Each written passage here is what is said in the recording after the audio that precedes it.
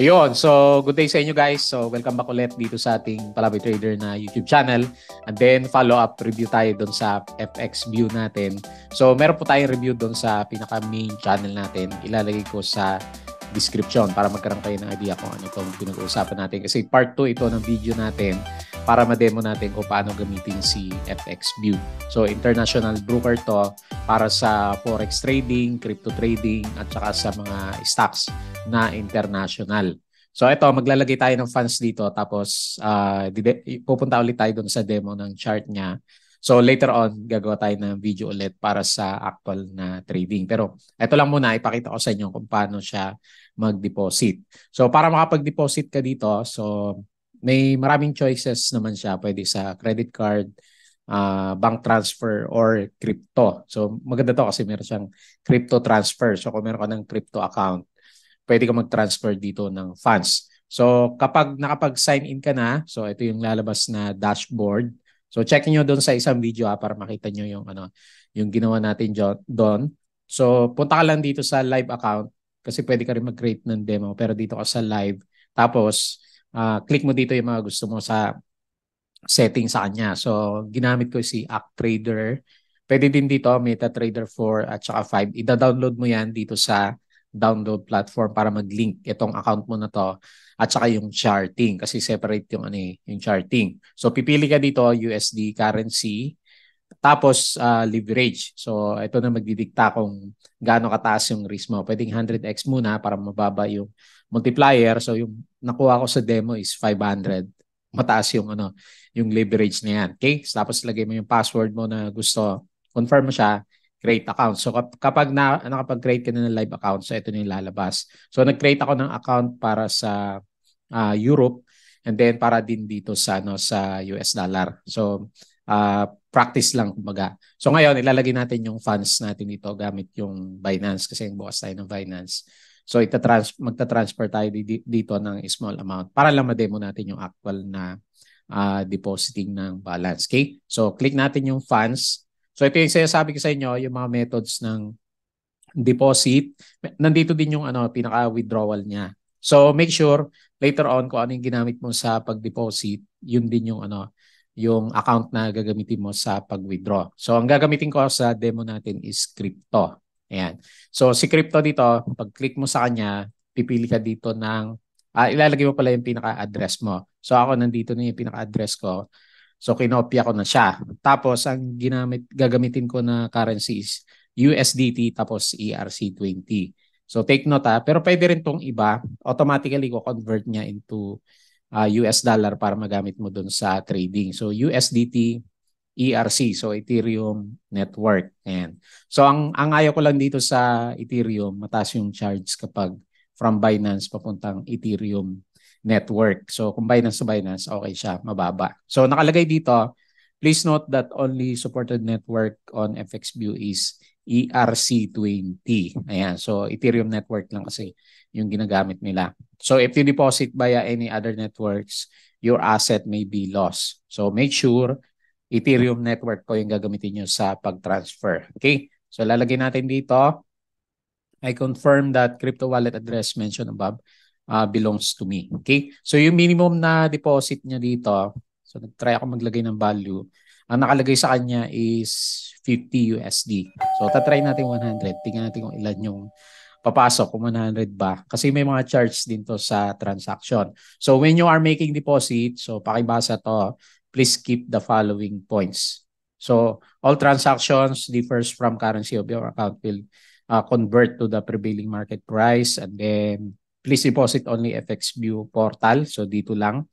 Any direct deposit from Bitcoin wallet with previously generated invoice will not be processed. So FXView bears no responsibility in such cases. Okay? So deposit only through FXView portal. So withdrawals will be returned to the same crypto wallet address you shared. So make sure tama yung nakalagay dito na wallet address mo. So for deposit withdrawal amounts higher than 1.5, you might be requested to provide additional documents. And then after making transaction, save your hash so that your funds can be located if needed. So yung transaction naman to, yung hash key. So okay, so proceed to payment tayo. So wala pa naman nakalagay dito. Proceed natin siya. Then wait natin na ilabas niya yung address kung saan natin ipapasok yung 100 USD na amount natin. Okay. So after nung proceed payment, 100. So basahin natin na kasi first time ko din. Please ensure deposit details are correct and click the pay now. Please be aware that converted amount can vary upon the USDT/USD market price. Okay? So 100. So pay now tayo. Ayan. So meron siyang ilalagay na address. So depende sa inyo kung ano lalabas. Huwag niyong kukopyahin to. So kanya-kanya tayo ng USDT address. So kakopy ko to and then send only USDT to this deposit. So lalagay niya doon sa ating trading account. So make sure ERC20. So punta tayo dito sa Binance. So withdrawal tayo ng crypto. Tapos select natin si USDT. Tapos ito yung address. So paste natin. 360 yung dulo. Make sure tama. Kung hindi, sayang yung 100 USDT. Tapos ang kukopyahin natin dito is Ethereum ERC network. So meron siyang charge na nakalagay doon. $5 yata yan. 5.53. So 105.6. Ayan, kasi kakainin niya yung $5 natin, no? Ta-transfer lang, no?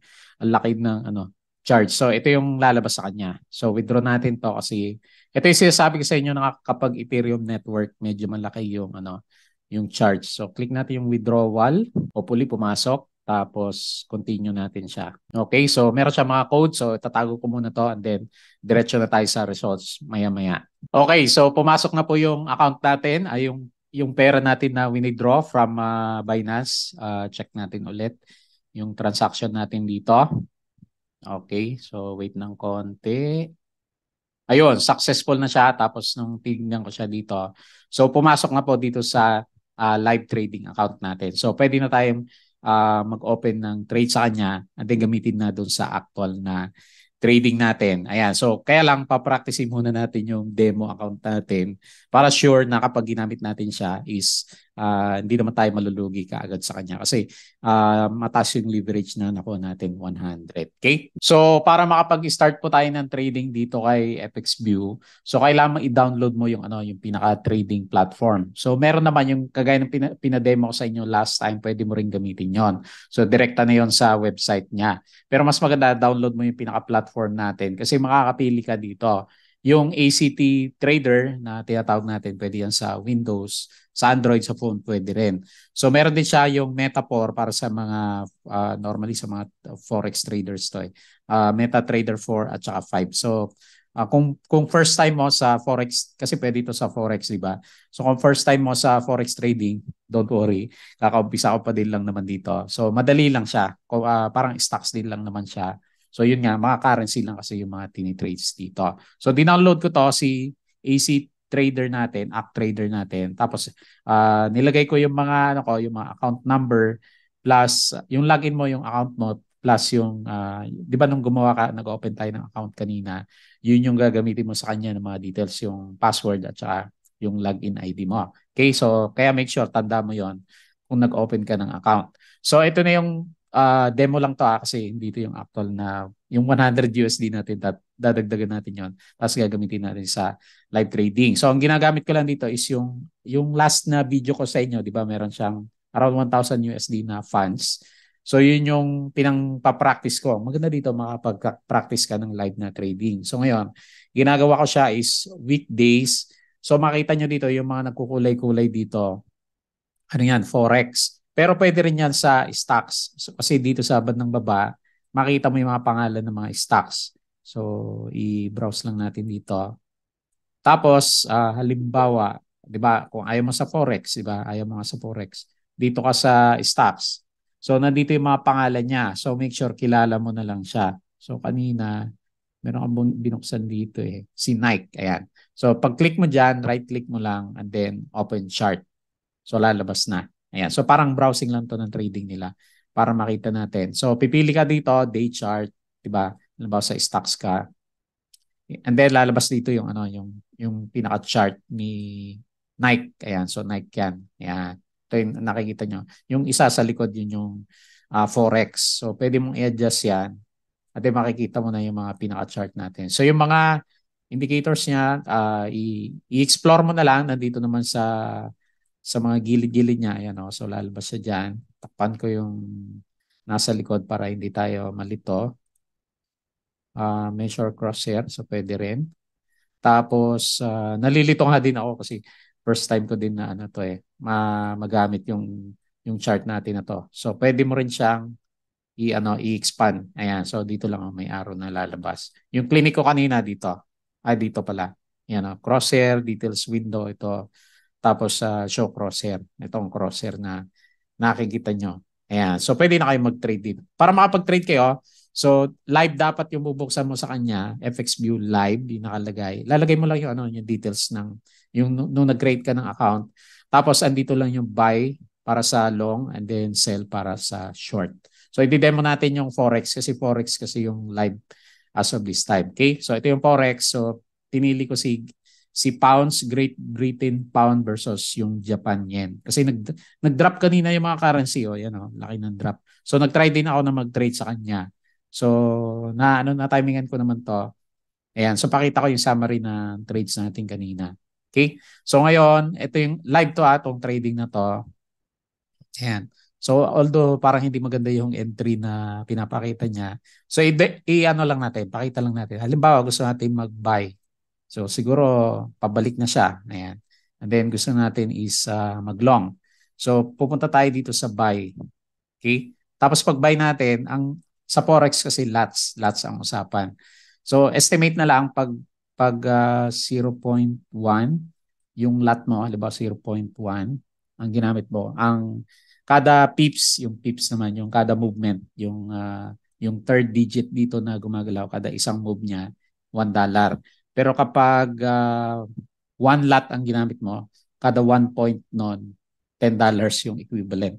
So mabilis mag-loss dito kasi 500 pa yung multiplier natin. So halimbawa, one lot para makita natin yung ilalagay natin.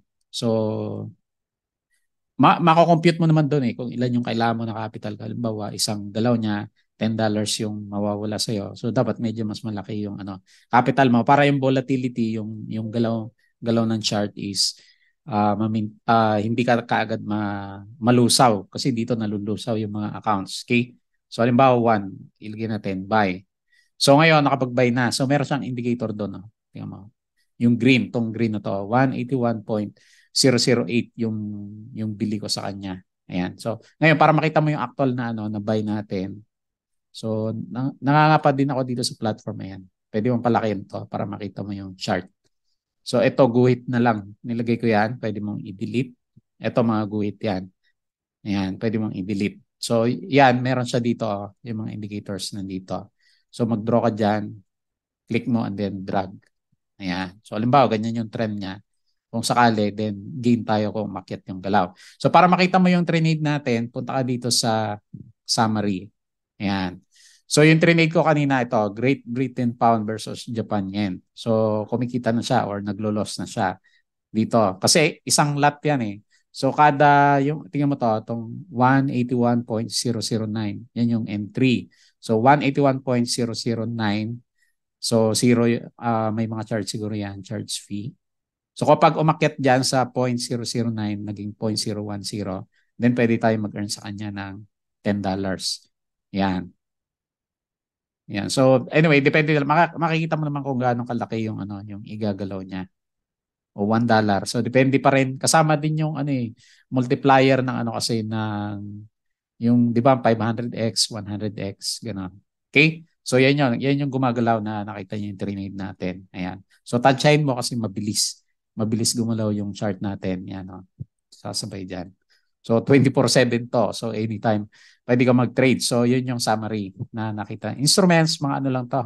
So yung makikita mo yung mga percentage niya, pip value, and so hindi mo na masyadong kailangan yan. So reports, nandito naman yung yung mga trades natin. So pakita ko sa inyo. Dito na lang tayo sa NPL.